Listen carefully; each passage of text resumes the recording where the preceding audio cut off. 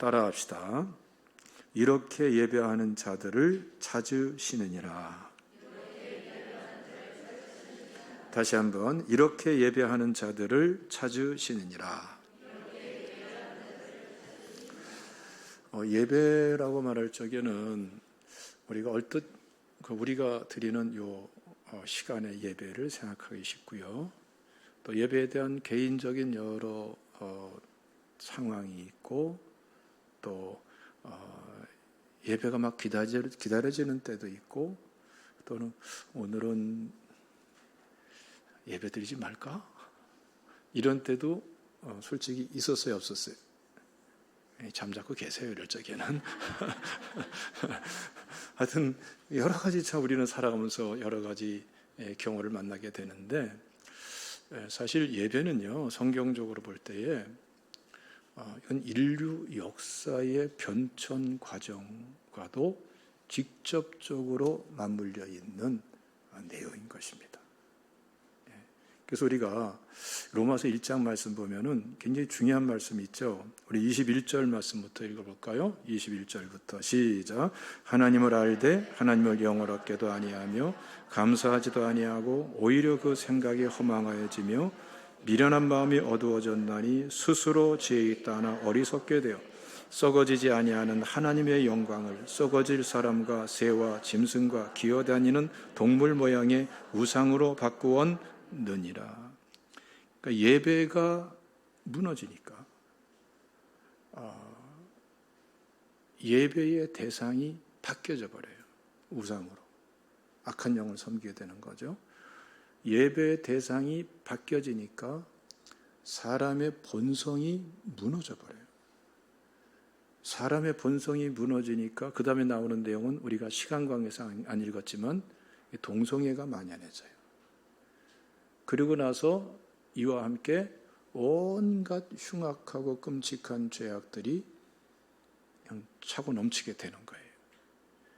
이 로마서 말씀은요, 우리 얼뜻 보면은 사도 바울을 통해서 로마 교인들에게 보내는 그 범위에서 생각하기 쉽지만, 이 말씀은 사실은 특정 대상에만 주시는 게 아니라 우리 모두에게 주시는 말씀일 뿐더러 본질적이고 내용적인 거기 때문에 이 창조 때부터 지금까지 인간이 어떻게 흘러왔는가라는 것을 뚜렷하게 적시해 주는 아주 중요한 내용인 거예요.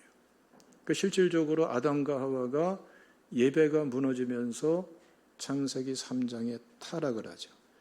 타락하고 나서 흘러가면서 여러 가지 죄악들이 난무하는데 소돔과 고모라의 죄악과 심판이 나오죠. 그 소돔과 고모라의 심판은 여러 가지 죄가 있는데 그 중에서 하나님께서 핵심적인 죄로서 딱 밝혀주는 죄가 뭐예요? 동성애 죄죠. 동성애 죄죠.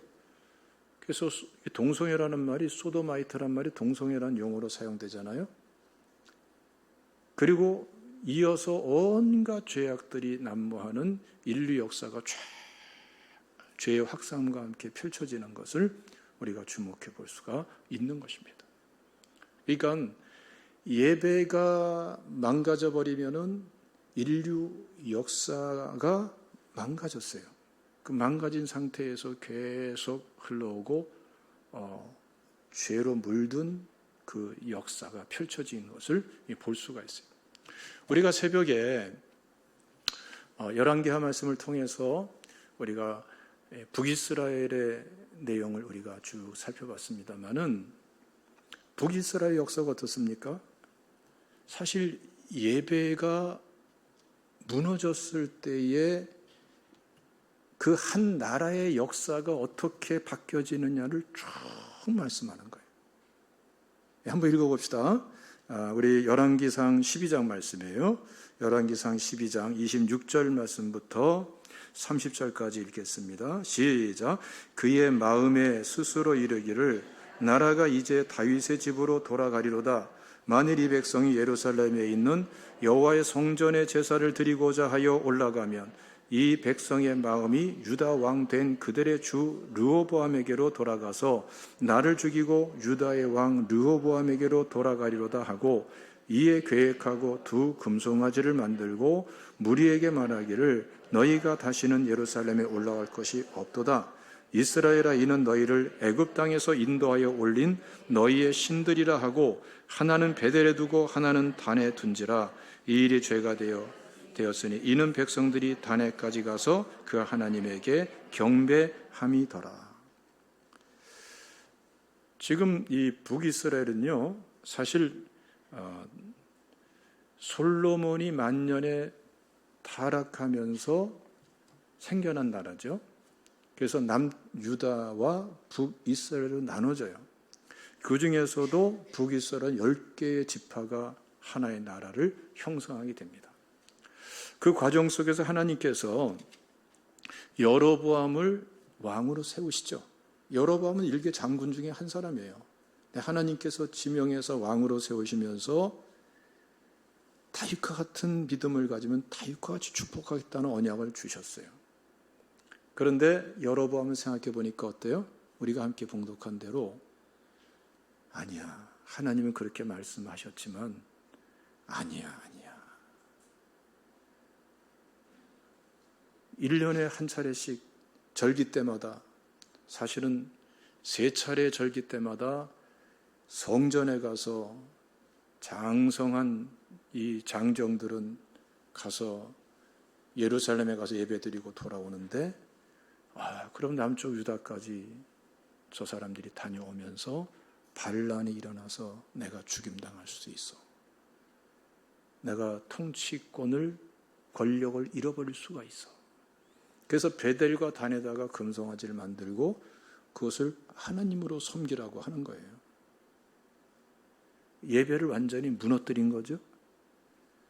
근데 이것이 해결되지 않아요. 해결되지 않으면서 북이스라엘이 완전히 망할 때까지, 그 기간이 무려 208년입니다. 208년 동안 19명의 왕들이 반역하고 왕을 죽이고 지가 왕이 되고 이런 일이 반복되는 거예요. 심지어는 왕을 죽이고, 반역해서 왕을 죽이고 자기가 왕이 됐는데 불과 7일 만에 다른 사람이 또 나서가지고 죽이고 다른 사람이 왕이 돼버려요. 그러니까 7일 동안만 통치한 왕도 있을 정도예요. 이런 역사가 흘러오면서 별별 일이 다 벌어지는 것이죠. 여러분, 한 나라는 공통적인 특성이 있어요. 외교도 있고, 군사도 있고, 정치도 있고, 경제 문제도 있고, 교육도 있고, 문화도 있고, 다 있어요. 북이스라엘이 200년이 넘도록 오면서 한 나라인데 얼마나 많은 일이 있었겠어요. 그런데 성경은 일관되게 끊임없이 증언하는 게 뭐냐면은 이 북이스라엘은 예배가 문제다. 우상숭배가 문제다. 예배가 망가졌다. 그 예배와 관련해 가지고 하나님이 계속해서 단검질 하시는 거예요. 예. 어떤 생각하면은 외교적인 선택을 잘못해서 그때 아수르와 함께 협력을 했어야 되는데 애굽하고 손잡아서 망했어. 이런 소리 많이 할 수 있어요. 그건 외교적인 측면에서 보는 것이고, 그때 경제 문제는 경제 정책은 이렇게 했어야 되는데, 그때 군사는 이래야 되고 정치는 이렇게 했어야 되는데, 그런 소리 많이 할 수 있어요. 그런데 하나님은 일관되게 뭘 말씀해요? 예배가 망가지니까 엉뚱한 선택을 하더라. 예배가 무너지니까 자기 스스로를 자해하는 선택을 하고 그런 일을 저지르다. 축복해도 망하는 길을 가고 망해도 더 망하는 길을 가고. 그래서 여러분, 한 국가도 예배가 무너지면은 같이 무너질 수밖에 없는, 그것을 증언하는 것이 북이스라엘의 역사예요.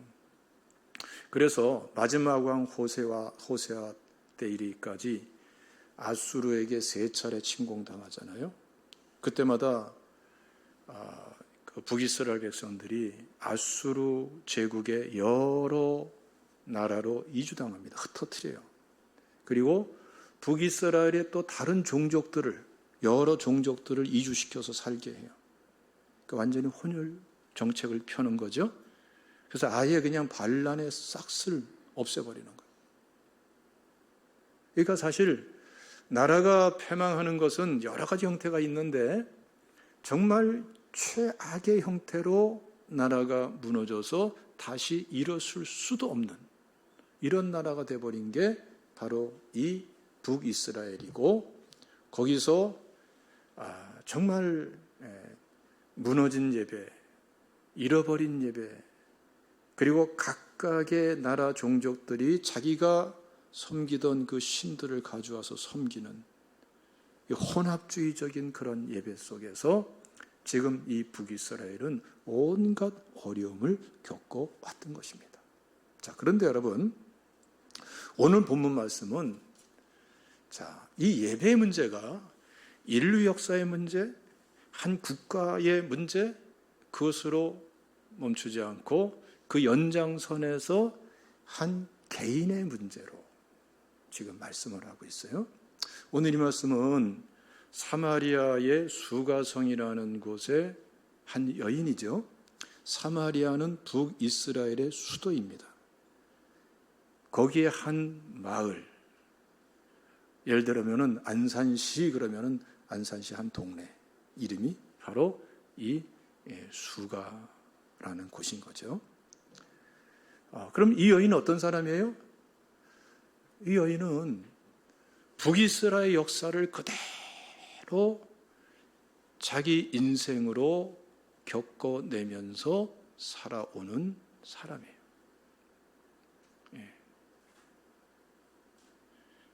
참 끔찍한 거죠.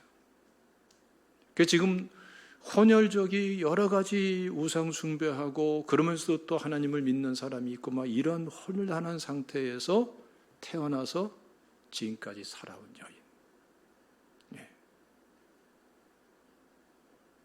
근데 이 여인에게 굉장히 특이한 모습이 나타납니다. 6절 말씀 보면은 예수님께서 이 수가라는 이 동네의 운물가에 가시죠. 그런데 이때에 이 수가성 이 여인이 바로 물을 길러 와요. 그래서 6절 말씀 보면은 시간까지 명시하고 있죠. 때가 6시쯤 되었더라. 6시라는 것은 우리로 말하면 낮 12시예요. 우리나라는 24시간으로 구분되어 있고 이 당시에 이스라엘은 12시간으로 하루가 구분되어 있기 때문에 플러스 6을 하면 되는 거예요. 낮 12시. 요즘에 우리가 여름을 맞이하면서 낮 12시면 어때요? 덥죠? 다니기가 좀 힘들다 할 정도로, 걸어 다니기 쉽지 않을 정도로, 양산을 쓰고 다닐 정도로 그렇게 덥죠. 여기는 사막 기후잖아요. 더 덥죠. 그래서 이스라엘은 낮 12시가 되면은 다니는 시간이 아니라 쉬는 시간이에요. 쉬는 시간. 실내에서 쉬는 시간. 잠을 자든 다른 것을 하든 쉬는 시간이에요. 그런데 이 여인은 아무도 안 다니는 이 시간에 물을 길러 오는 거예요. 그리고 바로 그때 예수님께서는 아무도 없는 그 시간, 아무도 없는 그 운물가에서 이 여인을 찾아와 주시고 만나 주시는 거죠. 이 특이한 여인. 근데 왜 이 시간에 왔을까요? 사람 만나기가 싫으니까. 다른 사람에게 말거리 되기 쉽고 사람 만나서 괜히 불편하니까. 왜 그러느냐? 구체적으로 보면 나와 있죠? 한번 읽어봅시다. 16절 말씀부터 한번 읽어보겠습니다. 16절부터 18절까지 시작. 이르시되 가서 내 남편을 불러오라. 여자가 대답하여 이르되 나는 남편이 없나이다. 예수께서 이르시되 내가 남편이 없다 하는 말이 옳도다. 너에게 남편 5이 있었고 지금 있는 자도 내 남편이 아니니 내 말이 참되도다. 이 여인이 어떤 사람이에요? 지난 시간에 남편이라고 말하기도 그렇고 남편이 아니라고도 말하기도 그렇고 이런 사람이 5명이나 있었고, 또 지금 6번째 만난 사람도 남편이라고 말하기도 그렇고 남편이 아니라고 말하기도 그렇고. 그러니까 예수님에게 남편이 없습니다 라고 말을 하는 거예요. 그러니까 이 사람은 사람 만나기가 참 불편한 사람이에요. 가십거리가 되고, 그렇죠? 그러는 거예요. 그러니까 이 내면에는 얼마나 많은 아픔이 있고 또 상처가 있겠어요. 근데 성경은 지금 뭘 말하냐면은, 이 사마리아 수가성의 우물가의 이 한 여인을 통해 가지고 예배를 상실하고 예배를 회복하지 못한 상태에서 살아오고 있는 이 북이스라엘, 자, 사마리아까지 또 수가성까지 축소를 한다 하더라도 그 상황 속에 사는 그 많은 사람들은 어떤 사람이겠느냐, 그걸 지금 말씀을 하는 거예요. 지금 이 수가성 여인은 남편 아닌 남편이 6명째 이렇게 있다라는 것이 문제고 드러난 문제지만 다른 사람들은 문제가 없을까요? 다른 사람들은 그 나름대로 여러 가지 문제가 있겠죠. 형태가 다를 뿐이죠. 여러분 생각해 보세요. 북이스라엘이 망한 때가 BC 722년입니다. 예수님의 공생의 기간이니까 약 750년 동안 예배를 상실한 상태에서 여러 민족이 섞여 살면서 여러 우상들이 난무하는 가운데에 지금까지 살아왔어요. 여로보암 1세 208년까지 따지면 900년이 넘어 1000년 가까이 되는 세월이에요. 이런 상태에서 살아온 사람들이 어떻게 평안할 수 있겠고, 어떻게 관계가 평안하고 영적인 상태가 평안하고 문제가 없겠어요. 이 여인에게는, 이 수가성 여인은 이 남편 문제지만 다른 사람에게는 또 다른 심각한 문제들이 많이 있는데,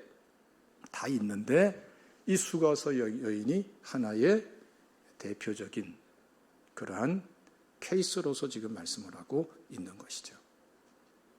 예. 여러분, 오늘날 우리가 잘 생각해야 됩니다. 예배를 잃어버린 심령들, 예수 믿고 구원받았지만 예배를 회복하지 못한 크리스찬들도 우리가 포함시킬 수가 있어요. 어떤 상태일까요? 이 수가성 여인과 같은, 형태는 다를지라도 여러 가지 얽혀있는 문제인데 풀어내지를 못하고 있는 그런 상태에서 문제에 짓눌려서 사는.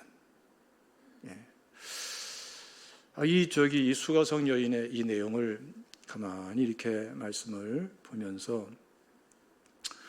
오늘날 아주 유행하는 노래가 생각이 나더라고요. 그 소녀시대의 멤버였던 태연. 이 태연이라는 사람이 부른 노래 중에 사계라는 노래가 있어요. 사계. 난 비발디의 사계인 줄 알았더니 그게 아니고 유행가 사계더라고요. 근데 이게 조회수가 1300만이 넘어요. 어마어마한 거죠. 근데 그 가사가 이 수가성 여인이야. 수가성 여인. 자, 읽어드릴게요. 사계절이와 그리고 또 떠나 내 겨울을 주고 또 여름도 주었던 온 세상이던 널 보낼래. 정말 너를 사랑했을까? 언제야 봄이던가. 맞아. 그땐 한참 서로가 셰익스피어의 연극 같은 마지막이 될 사랑 마주한 듯 둘밖에 안 보였나 봐. 다른 걸 좀 보고파. 그 토머리가 항상 안 좋아. I gave you the world. 너만이 전부라. 내 겨울을 주고 또 여름도 주었지. 뜨겁고 차갑던 그 계절에 정말 너를 사랑했을까? 정말 너를 사랑했을까? 아니, 뜨겁게 사랑했다고 해놓고 나서 정말 너를 사랑했을까? 근데 곡조는 굉장히 좋아요. 곡조는. 곡은 아주 막 따라 부르게 되더라고요. 그래서 제가 좀 배웠어요. 사계절이 와 그리고 또 떠나 내 겨울을 주고 또 여름도 주었던 온 세상 이던 널 보낼래 정말 너를 사랑했을까? 내가 너를 사랑했을까? 참 나도 모르게 그냥 익혀지더라고요. 곡이 좋아서. 근데 가사는 수가성 여인이야. 이게 안타까운 거예요. 근데 이 얼마나 공감이 많은지 조회수만 1300만이 넘는다니까. 이 세태를 반영해 주는 곡이다 이렇게 볼 수 있겠죠. 근데 이 상태로서는 사실 어떻게 생각하면은 상당히 감상적이고 그렇게 우리가 생각하고 넘어가기가 쉽지만 근본적으로 우리가 살펴보면은 예배가 흔들릴 때 나타나는 현상이에요. 예배가 흔들리면은 다 흔들려요. 가정이 흔들리고 개인이 흔들리고 사회가 흔들리고 나라가 흔들리고 다 흔들리는. 네. 반대로 예배를 회복하면은 해답이 나오기 시작하는 거죠. 꼭 첫 단주와 같아요. 첫 단주. 그래서 여러분 하나님 앞에서 이 꼭 수가성 여인처럼 똑같은 문제가 아닐지라도 사람마다 다양한 형태의 과제들이 있겠죠. 그런데 내 힘으로 풀지는 못하고 여전히 얽힌 채로 묶인 채로 그냥 흘러가는 인생처럼 되어버려 있는 굴레 쓰여진 이런 문제. 여러분 방법으로 안 돼요. 하나님과의 관계에서 예배를 회복하시기를 주님의 이름으로 축원합니다. 할렐루야. 오늘 이 수가성 여인을 보니까 굉장히 또 하나의 특별한 내용이 나와요. 예수님께서 넌 남편이 없다 그러니까 이렇게 말씀을 듣더니 그 다음에 예수님께서 지적하는 내용들을 쭉쭉쭉 듣고 나서 아주 중요한 말을 하죠. 19절 말씀 보니까 주여 내가 보니 선지자로소이다. 그리고 나서 아주 중요한 얘기를 합니다. 한번 읽어봅시다. 20절 말씀 시작. 우리 조상들은 이 산에서 예배하였는데 당신들의 말은 예배할 곳이 예루살렘에 있다 하더이다. 예수님은 예배의 예자도 안 꺼냈어요. 근데 이 여인은 자기가 예배에 대해서 마치 기다렸다는 듯이 털어놓는 것을, 쏟아놓는 것을 볼 수 있어요. 그러면 이 여인의 마음속에 막 짓눌린 듯이, 그러나 잊어버린 듯이, 그러나 마음속에 영적인 열망으로 자리 잡고 있었던 건 뭐예요? 예배 문제였어요. 예배 문제. 영적인 본능이기도 하고 영적인 회복을 해야 된다는 그러한 무거운 과제이기도 하고, 근데 이루 말할 수 없는 그러한 여러 가지 처참한 환경 속에서 진짜 이 사람의 심령 깊숙이에서, 영혼 깊숙이에서 열망하고 있는 것은 바로 예배에 대한 해답이었어요. 그렇죠? 이건 여러분 사실 예배를 잃어버린 모든 크리스찬, 참 예배를 모르는 모든 예배의 대상이 왜곡되어 있는 모든 넌 크리스찬 사람이라면은 누구나가 가지고 있는 영적인 본능이고 열망인 거예요. 네. 그런 점에 있어서 이 수가성 여인은 대단히 중요한 고백을 하고 예수님께 말을 쏟아놓는 것이죠. 자, 그때 예수님께서 굉장히 중요한 말씀하죠. 한번 쭉 읽어보겠습니다. 21절부터 24절까지 시작. 예수께서 이르시되 여자여 내 말을 믿으라. 이 산에서도 말고 예루살렘에서도 말고 너희가 아버지께 예배할 때가 이르리라. 너희는 알지 못하는 것을 예배하고 우리는 아는 것을 예배하노니 이는 구원이 유대인에게서 남이라. 아버지께 참되게 예배하는 자들은 영과 진리로 예배할 때가 오나니 곧 이때라. 아버지께서는 자기에게 이렇게 예배하는 자들을 찾으시느니라. 하나님은 영이시니 예배하는 자가 영과 진리로 예배할지니라. 먼저 장소를 묻는 이 여인에게 때에 대해서 말을 하고 예배의 내용에 대해서 말을 하는데, 그 예배의 때는 지금이다라고 말하고, 그 예배는, 참 예배는 영과 진리로 드리는 예배라고 말씀하고, 하나님께서는 이렇게 예배하는 자를 찾고 계시다. 무슨 말이에요? 이렇게 예배드리는 자에게 하나님께서는 예배하신 은혜로서 치유하고 회복하고 돌파가 되어주시고 승리가 되어주시고 성취가 되어주시고 영적 아브라함의 자손 하나님의 자녀로서의 영광과 특권을 누릴 수 있도록 이끌어 주시도록 기다리고 계시다는 거예요. 이렇게 예배하는 자를 기다리고 계신 하나님. 그러면 여러분, 영과 진리로 예배하는 게 뭘까요? 영이라는 말은 푸뉴마입니다, 원문상으로. 근데 사람에게 관련됐기 때문에 성령을 말하는 게 아니고 우리 인간의 영. 성경에서 인간의 내면의 가장 깊은 중심을 설명할 때에 영이라는 말로 종종 많이 사용해요. 수없이 많이 사용돼요. 그러니까 우리의 진정한 중심, 그 마음 진정한 중심으로, 거짓 없는 중심으로 드리는 그 예배, 그걸 의미한다고 볼 수 있어요. 진리는 알레세이아라고 해서 참이에요, 참. 거짓된 것, 참, 그 비진리적인 것들을 걷어내고 남아있는 참된 예배. 그러니까 성경 말씀에 입각해서 참된 예배.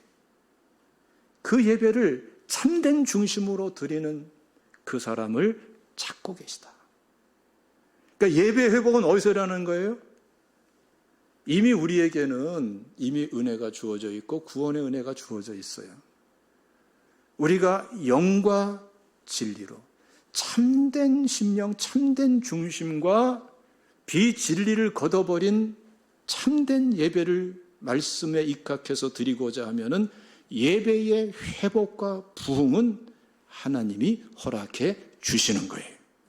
여기서부터 개인과 가정과 사회와 나라와 민족과 시대가 달라지는 거예요. 믿으시기를 축원합니다. 근데 여러분, 이 내용을 우리가 조금 더 본문의 배경과 관련해서 의미를 이해하는 게 좋아요. 지금 이 말씀은요, 오늘 본문 말씀은 북이스라엘이 시작되면서 여로보암 1세 때부터 내려오는 고질적인 나라까지 완전히 망하게 만드는 그 죄로부터 시작이 되는 거예요. 예배 문제가. 자, 거기에서 우리는 세 가지 중요한 메시지를 볼 수 있는데요. 간단하게 한번 보겠습니다. 열왕기상 12장 말씀 27절을 다 같이 읽겠습니다. 열왕기상 12장 27절 말씀 시작.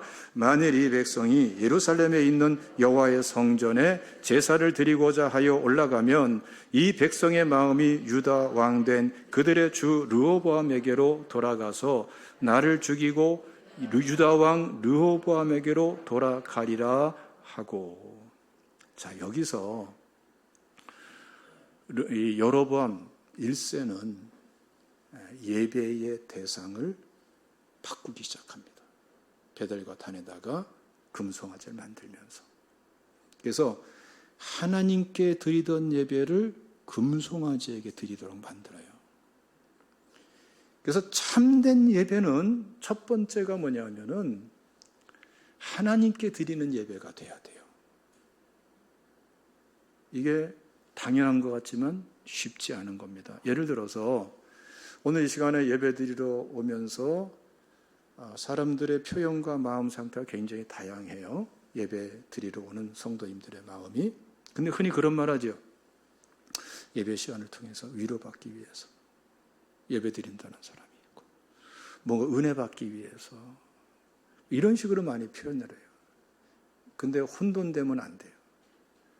자칫하면은 내가 예배드리고 내가 예배를 받는 게 될 수도 있어요.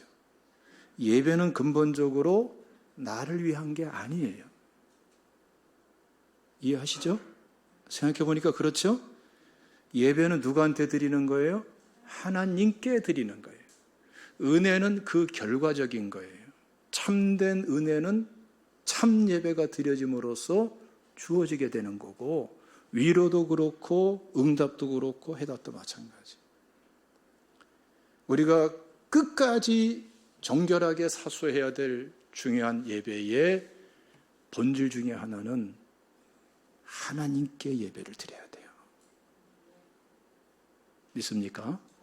내가 아니에요. 하나님께 예배 드려야 참 은혜를 받습니다. 자, 두 번째는 28절 말씀을 다 같이 읽습니다. 28절 시작. 이에 계획하고 두 금송아지를 만들고 무리에게 말하기를 너희가 다시는 예루살렘에 올라갈 것이 없도다. 이스라엘아, 이는 너희를 애굽 땅에서 인도하여 올린 너희의 신들이라 하고, 29절 하나는 베델에 두고 하나는 단에 둔지라. 자, 금송아지 두 군데 만들어 놓고 나서 뭐라고 말합니까? 이것이 너희를 애굽 땅에서 인도하여 올린 너희의 신이라. 이 똑같은 말이 광야에서 일어나죠. 모세가 십계명을 받으러 산에 올라가서 40일 금식하고 기도하고 있는데 밑에서는 금송아지를 만들어요. 백성들이 뭐라고 얘기했습니까? 출애굽기 32장 1절 말씀 보면은 우리를 위하여 우리를 인도할 신을 만들라. 4절 하반절 말씀 보면은 이는 너희를 애굽 땅에서 인도하여 낸 너희의 신이로다 하는지라. 금송아지를 만들어 놓고 이게 하나님이야. 하나님의 형상을 만든 거야. 하나님이야. 이런 행동을 했단 말이에요. 여로보암도 똑같이 한 거예요. 예.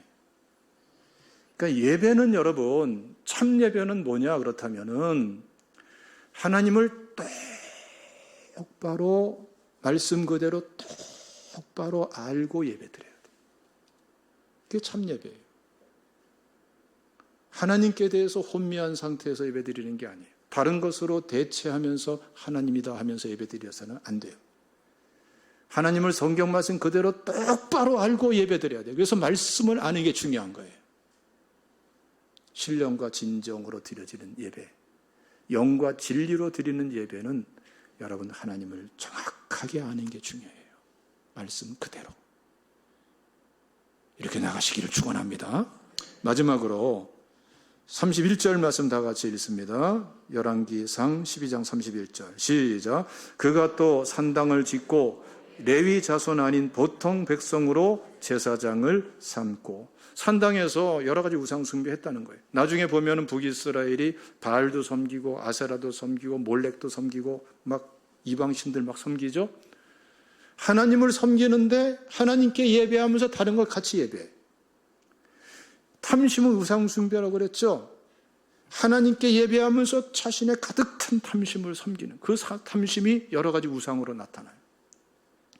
혼합주의적인 예배를 다른 것과 예배의 대상이 혼합되어 있는, 이렇게 예배드리는 것은 참 예배가 아니에요. 참 예배는, 영과 진리로 드리는 참 예배는 하나님께만 드리는 예배예요.